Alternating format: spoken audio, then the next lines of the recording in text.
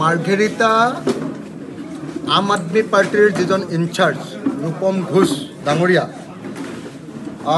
আৰু লগতে তিনিচুকীয়া জিলাৰ চাহ শক্তিৰ সভাপতি ডিষ্ট্ৰিক্ট সভাপতি চাহ শক্তিৰ অন্যান্য নেতৃবৰ্গ আৰু কংগ্ৰেছৰ নেত্ৰী আটাইবিলাকে আজি আমাৰ দলত যোগদান কৰিছে আৰু আজিৰ দিনটোৰ পৰা আমি মাৰ্ঘেৰিটা সমষ্টিত আগতকৈ শক্তিশালী হৈ গ'লোঁ। যিসকল নতুন লোকে ব্যক্তিয়ে আজি আমাৰ দলত যোগদান কৰিলে তেখেতসকলক মই আহ্বান জনাইছোঁ যে আজিৰ পৰাই ৰাইজৰ দলৰ কাম আৰম্ভ কৰক আৰু 2026 চনত আমি মাৰ্ঘেৰিটা বিধানসভা সমষ্টিটোত জয়ী হ'ব লাগিব। মই আজি যোগদান কৰা প্ৰত্যেকজন নাগৰিককে আহ্বান জনাইছোঁ যে তেখেতসকলে আজিৰ পৰাই কাম আৰম্ভ কৰক যাতে আগন্তুক পঞ্চায়ত ইলেকশ্যনত আমি মাৰ্ঘেৰিটাৰ জিলা পৰিষদ আঞ্চলিক পৰিষদ আৰু গাঁও পঞ্চায়তৰ বহুখিনি আসন যাতে আমি দখল কৰিব পাৰোঁ তাৰ কাৰণে মই আজিৰ পৰাই কাম কৰিবৰ কাৰণে আহ্বান জনাইছোঁ। তো আজি প্ৰায় 200জন মানুহে ইয়াত আজি যোগদান কৰিছে।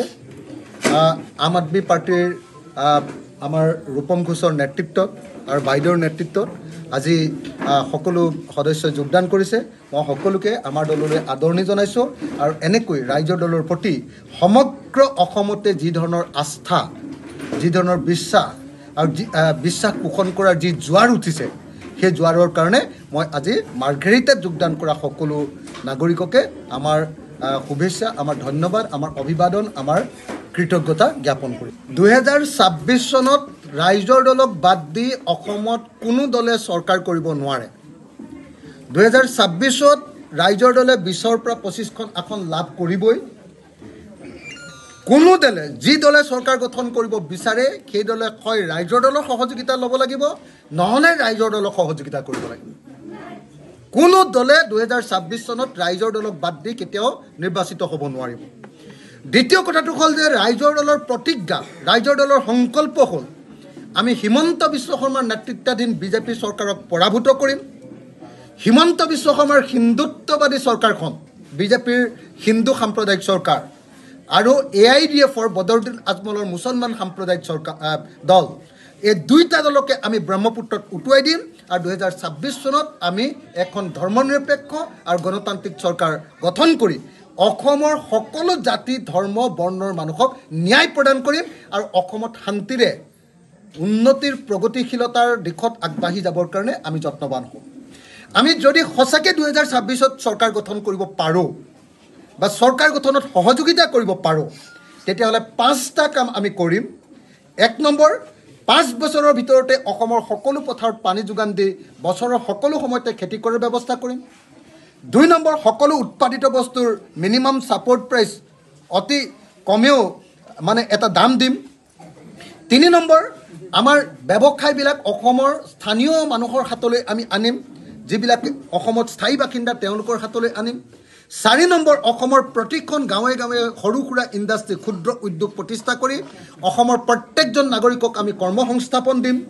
আৰু 5 নম্বৰ অসমক এখন পৰ্যটন ৰাজ্যৰূপে গঢ়ি তুলি অসমৰ প্ৰত্যেকজন মানুহৰ পাৰ কেপিটা ইনকাম প্ৰত্যেকজন মানুহৰ গড় জনমূৰি আয় আজিৰ দিনটোত 1,20,000 টকা হৈ আছে সেইটো অতি কমেও আমি 10 লাখ টকালৈ আগবঢ়াই লৈ যাবৰ কাৰণে পাৰ কেপিটা ইনকাম 10 লাখ টকালৈ আগবঢ়াই লৈ যাবৰ কাৰণে আমি চেষ্টা কৰিম। এইটোৱে হ'ল আমাৰ ৰাইজৰ দলৰ প্ৰতিশ্ৰুতি এইটোৱে হ'ল সংকল্প আৰু সেইকাৰণে আমি কৈছোঁ যে যোৱা 75 বছৰত কংগ্ৰেছক ভোট দিলে 75 বছৰত AJPক ভোট দিলে 75 বছৰত BJPক ভোট দিলে 75 বছৰত আপোনাৰ জনতা দলক ভোট দিলে 75 বছৰত CPI CPMকো ভোট দিলে কোনো দলেই সমস্যা সমাধান কৰিব নোৱাৰিলে। এবাৰ ৰাইজৰ দলক বিশ্বাস কৰি চাওক এবাৰ অখিল গগৈৰ ওপৰত আস্থা পোষণ কৰক আমি এখন নতুন অসম দিম প্ৰত্যেকজন মানুহকে কাম দিয়া কৰ্মসংস্থাপন দিয়া এখন নতুন অসম দিম য'ত নিবনুৱা বুলি কোনো এজন মানুহ অসমত নাথাকিব। 2026 চনত আমি ভাস্কৰ শৰ্মাক ইয়াত হৰুৱাম। আমাৰ 2026 চনৰ আমাৰ প্ৰতিজ্ঞাটো হ'ল আমাৰ সংকল্পটো হ'ল যে 2026 চনত আমি মানে চিণ্ডিকেটৰ মাষ্টৰ আৰু অকমন্য বিধায়ক অকল পৃথিৱীৰ একো কাম নকৰি য'তে ত'তে গৈ মই শব্দটোৱে ক'বলৈ বেয়া পাওঁ এই য'তে ত'তে গৈ কিবা এটা যে খেলে য'তে ত'তে গৈ যে খেলি ফুৰা মানুহটো এই মানুহজনক আমি মাৰ্ঘেৰিটাৰ পৰা 2026 চনত বিদায় দিম। এইটো আমাৰ সংকল্প। আমি সকলোৱে ঐক্যবদ্ধ হৈ এনেকুৱা এজন প্ৰাৰ্থী নিৰ্বাচিত কৰিম যিজন প্ৰাৰ্থীয়ে ভাস্কৰ শৰ্মাক এইবাৰ পৰাজিত কৰিব আৰু যিজন প্ৰাৰ্থীয়ে ইয়াত আমি নিৰ্বাচিত কৰা প্ৰাৰ্থীজনে এইবাৰ জয়ী হ'ব আৰু জয়ী হৈ গৈ 2026 চনত ইয়াত মাফিয়া ৰাজ, মাৰ্ঘেৰিটাত যিটো মাফিয়া ৰাজ চলাই আছে, এই মাফিয়া ৰাজ বন্ধ কৰিব। যিকোনো খবৰৰ বাবে যোগাযোগ কৰক 7099017330 অথবা 7099017990 নম্বৰত।